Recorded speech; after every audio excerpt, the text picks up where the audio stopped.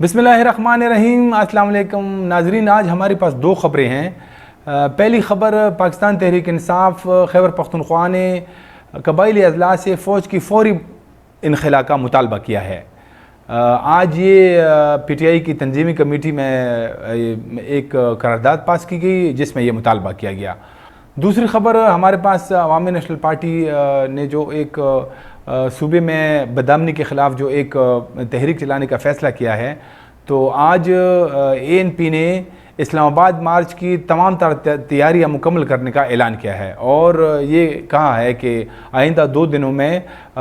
इस्लामाबाद मार्च की तारीख़ का ऐलान भी किया जाएगा। तो इन दो ख़बरों पे आज तफसील से गुफ्तगू करेंगे, लेकिन मौजू की तरफ आने से पहले अगर आपने मेरा चैनल सब्सक्राइब नहीं किया है तो आपसे दरख्वास्त है कि अभी अभी आप जाएँ, चैनल सब्सक्राइब करें, बेल आइकन भी दबाएं, फिर जो ही हम नया वीडियो अपलोड करेंगे तो आपके पास डायरेक्ट आएगा। तो नाजरीन, आज पाकिस्तान तहरीक इंसाफ खैबर पख्तूनख्वा की तरफ से एक बहुत बड़ा मुतालबा सामने आया है और वो ये कि आज PTI की तंजीमी कमेटी का एक इजलास हुआ जिसमें जो सूबाई क़यादत है उसने इस इजलास में शिरकत की। तो इजलास में एक मुतफ़िक़ा करारदाद पास की गई जिसमें यह मुतालबा किया गया कि कबाइली अजलास से फ़ौज को फ़ौरी तौर पर वापस बुलाया जाए। तो ये जो इजलास हुआ इसकी कॉपी जो है वो मीडिया के साथ भी शेयर की गई है। मैं इसके कुछ जो मंदरजात है वो आपको पढ़ के सुना देता हूँ कि ये पाकिस्तान तहरीक इंसाफ खैबर पख्तूनख्वा की तंजीमी कमेटी ने एक हंगामी इजलास में पूरी खैबर पख्तूनख्वा और बिलखसूस जमशुदा अजला में पुरअमन शहरियों पर जारी रियासती तशद्दुद और बिलखसूस 27 जुलाई 2025 के सानह तिरा की शदीद तरीन मज़म्मत की, जो कल तिरा में वाक़या हुआ जिसमें 7 आम शहरी शहीद हुए। ये उस वाक़े की बात कर रहे हैं। तो कमेटी का मुतफ़िक़ा मौक़िफ़ है कि आईन पाकिस्तान के आर्टिकल 245 के तहत तवील फ़ौजी तैनाती ने एक ऐसा माहौल पैदा कर दिया है जहाँ ताकत बेकाबू है और जवाब वही अमलन गैर मौसर जिससे बुनियादी हकूक़ पामाल और मकामी अमन तस नस हुआ है। कमेटी वफाकी हुकूमत से पुरज़ोर मुतालबा करती है कि 15 दिन के अंदर आर्टिकल 245 के तमाम नोटिफिकेशन मनसूख करके जमशुदा अजला से फ़ौजी दस्तों का इनखला का बाकायदा ऐलान करें। इस मकसद के लिए खैबर पख्तूनख्वा असम्बली में मौजूद पाकिस्तान तहरीक इंसाफ के तमाम अरकान को हिदायत की जाती है कि वो इसी मुतालबे पर मबनी करारदाद फ़ौरन ऐवान में पेश करें और इसकी मंजूरी के लिए दीगर जमातों की हिमायत यकीनी बनाएँ। तंजीम खैबर पख्तूनख्वा को हिदायत जारी करती है कि एडवोकेट जनरल खैबर पख्तूनख्वा को अहकामात दिए जाएँ कि वो सुप्रीम कोर्ट में एक फ़ौरी दरख्वास्त दायर करें ताकि 22 दिसंबर 2023 का हुक्म इम्तनाई वापस लिया जा सके, जिसके तहत पेशावर हाई कोर्ट का वो फ़ैसला मुअत्तल है जो आर्टिकल 245 के दायरा कार को महदूद करता है। एडवोकेट जनरल पर लाजिम है कि हर 2 हफ्ते बाद पेशरफ्त को तहरीरी रिपोर्ट तंजीमी कमेटी को पेश करे। कमेटी एक आज़ाद कमीशन के क़याम का भी तकाज़ा करती है जिसमें रिटायर्ड आला अदालती जज और मुअज़्ज़ज़ सिविल सोसाइटी नुमाइंदगान शामिल हों। ये कमीशन सानह तिरा समेत तमाम हालिया वाक़यात की गैर जानिबदाराना और शफाफ तहकीकात करे,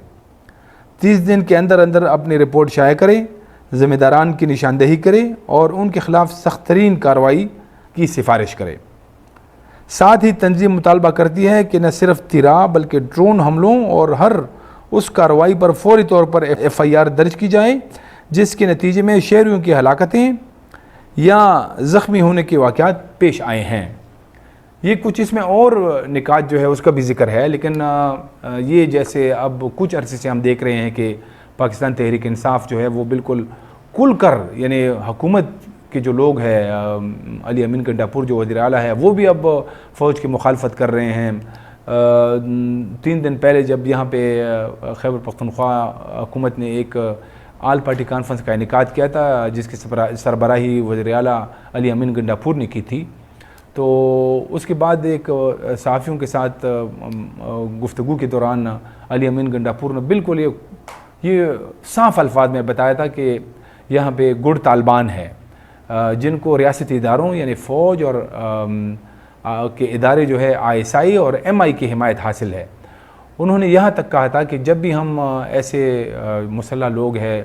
ان کو پکڑتے ہیں، ہماری جو پولیس ہے یا جو CTD ہے وہ جب ان کو چارج کرتی ہے تو کہتے ہیں کہ پھر MI والے یا ISI والے آ جاتے ہیں اور وہ پھر ان کو چڑھاتے ہیں اور کہتے ہیں کہ یہ ہمارے لوگ ہیں، گڑ طالبان ہے. تو علی امین گنڈاپور نے یہ کہا کہ اگر یہ آپ کے لوگ ہیں تو ان کو وردی پہنائیں، اور یہ ایسے مطلب نہیں چلے گا کہ یہ جو ہے نا گڑ طالبان کے نام پہ جو ہے نا لوگوں کا قتل عام کریں، لوگوں سے بتیں لیں، اغوا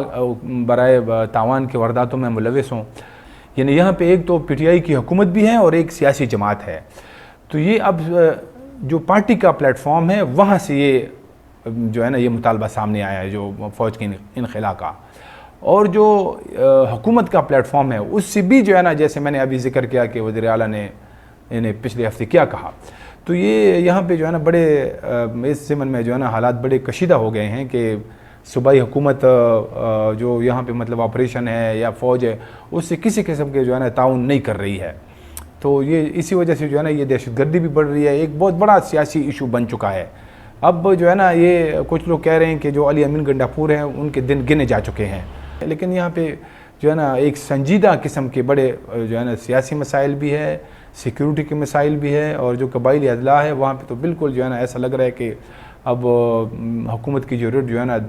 روز بروز کمزور پڑتی جا رہی ہے. 12-13 اضلاع تو ایسے ہیں جہاں پہ بالکل جو حکومت کی ضرورت انتہائی کمزور ہو چکی ہے. ہمارے پاس جو دوسری خبر ہے وہ جیسے میں نے ابتدا میں کہا بھی کہ عوامی نیشنل پارٹی نے جو بدامنی کے خلاف ایک تحریک شروع کرنے کا فیصلہ کیا ہے، تو اس میں اب کہا جا رہا ہے کہ یہ اسلام آباد مارچ کریں گے. تو اس میں تمام سیاسی جماعتوں کو بھی دعوت دی گئی ہے. تو آج اس کمیٹی کا اجلاس ہوا جو یہ فیصلہ کرے گا، اور اس کی سربراہی عوامی نیشنل پارٹی کی جو صوبائی صدر ہے میاں افتخار حسین صاحب نے کی.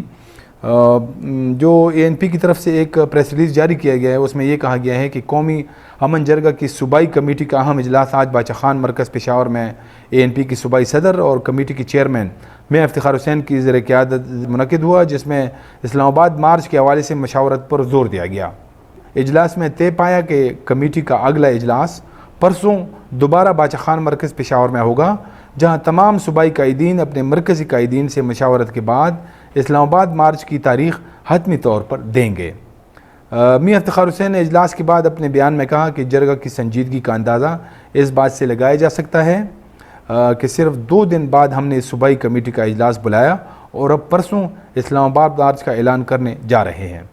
تو یہ جو اصل میں اس کا تناظر جو ہے وہ یہ ہے کہ تقریباً 3 ہفتے قبل ضلع باجوڑ میں ANP کے جو ایک بڑے فعال ایک کارکن تھے، عالمی دین تھے، مولانا خانزیب، ان کو شہید کیا گیا. اور اس کے بعد جو ایک صورتحال بنی کہ احتجاج شروع ہوئے وہاں پہ باجوڑ میں، تو ویسے بھی پاسون ہو رہے تھے، تو اس کے بعد ایک بہت بڑا پاسون ہوا اور عوامی نیشنل پارٹی نے اس کے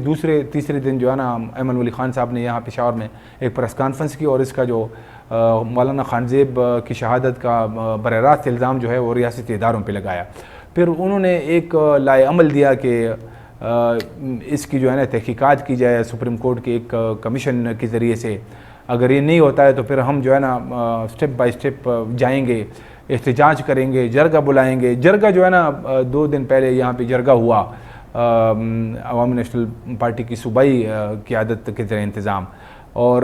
اس کے بعد جو ہے نا یہ آج جو اجلاس ہوا ہے اس میں تمام سیاسی جماعتیں شامل ہیں. تو اب یہ جو ہے نا وہ اسلام آباد مارچ کی تاریخ کا جو ہے نا اس کے لیے تیاریاں ہو رہی ہے. ANP کی یہ کوشش ہے کہ وہ باقی جو سیاسی جماعتیں ہیں اس کو بھی جو ہے نا مطلب اس پہ راضی کریں کہ وہ ان کے ساتھ جو ہے نا بڑھ چڑھ کر جو اسلام آباد مارچ ہے اس میں حصہ لیں، تاکہ ایک جو ہے نا مشترکہ ایک پیغام جائیں. تو یہاں اب خیبر پختونخوا کی جو سیاسی جماعتیں ہیں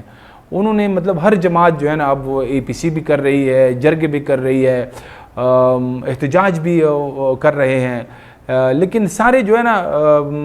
مطلب متفقہ ایک پلیٹ فارم پہ اکٹھے نہیں ہو رہے ہیں، بلکہ ہر جماعت جو ہے نا کوشش کر رہی ہے کہ وہ اپنا پوائنٹ سکورنگ کریں.